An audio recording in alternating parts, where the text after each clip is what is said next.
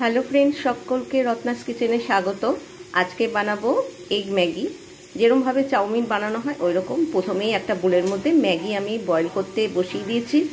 আর ইনগ্রিডিয়েন্টসের মধ্যে খুবই সামান্য নিয়েছি, সেটা হচ্ছে আমার প্রেশার কুকারের পাশে কিন্তু আওয়াজ হচ্ছে, ডোন্ট মাইন্ড, আপনারা কিছু মনে করবেন না।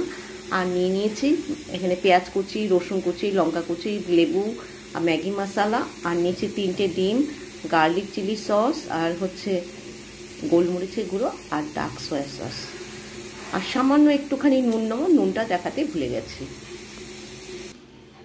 একটা কড়াই বসিয়ে দিয়ে দিয়েছি এখানে সাদা তেল বা বাটার দিয়ে করলে বেশ ভালো হয়, আমি বাটার দিয়েও মাঝে সাঝে করি। যাই হোক, দিয়ে দিচ্ছি রসুন কুচি, নুন কিন্তু আন্দাজ মতন দিয়ে দিয়েছি, কারণ ডিমটা ফ্রাই করে নেবো আগে। তারপরে একটুখানি কাঁচা লঙ্কা দিয়ে দিচ্ছি। একটা বাটির মধ্যে 3টে ডিম ফাটিয়ে নিয়েছে, এবার দিয়ে দিচ্ছি ডিমগুলো ছেড়ে। ডিমগুলোকে কোনো ফ্যাটাতে হবে না। এবার আস্তে আস্তে করে খুন্তির সাহায্যে এগুলোকে মিশিয়ে একটা বুর্জির মতন বানিয়ে নেবো। ডিম ফ্রাই হয়ে গেছে, এবার একটা বাটির মধ্যে ডিমগুলোকে নামিয়ে নেব। এবার সামান্য একটুখানি তেল দিয়ে দেবো, সামান্য, জাস্ট সামান্য, একদম সামান্য একটু তেল দিয়ে দিলাম। এবার দিয়ে দেবো পেঁয়াজ কুচি, একটুখানি ফ্রাই করে নেবো জাস্ট।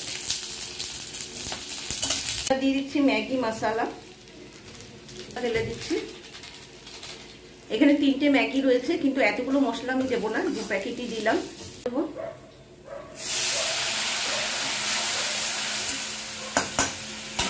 আর দিয়ে দেবো ডার্ক সয়া সস। এইভাবে যদি না বানিয়ে থাকেন অবশ্যই একবার ট্রাই করবেন, ভীষণ ভালো হয় খেতে, একদম চাউমিনের মতো লাগে। এবার দিয়ে দেবো এই গার্লিক চিলি সসটা, এটা আমার খুব ফেভারিট একটা সস। আর দিয়ে দেবো পাতি লেবু। যারা ভিনিগার ইউজ করেন তারা কিন্তু অবশ্যই কিন্তু ভিনিগারের পরিবর্তে পাতি লেবু দিতে পারেন, ভীষণ টেস্ট ভালো হয়। এবার দিয়ে দেবো ম্যাগি, ভালো করে মিশিয়ে নিচ্ছি। এবার দিয়ে দেবো ডিমটা। দেখেই কিন্তু খেতে ইচ্ছা করছে, যারা ম্যাগি লাভার তারা কিন্তু অবশ্যই এইভাবে একবার ট্রাই করবেন, ভীষণ ভালো হয়। তো ভালো করে মিশিয়ে নিচ্ছে। এবার একদম রেডি হয়ে গেছে। কেমন লাগলো এই রেসিপি? যদি ভালো লেগে থাকে অবশ্যই একটা লাইক দিবেন, বন্ধু বান্ধবদের সঙ্গে এই ছোট সুন্দর একটা রেসিপি শেয়ার করে দেবেন প্লিজ। আর যারা সাবস্ক্রাইব করছেন না, প্লিজ সাবস্ক্রাইব করে পাশে থাকবেন। ভালো থাকবেন, সুস্থ থাকবেন, বাই।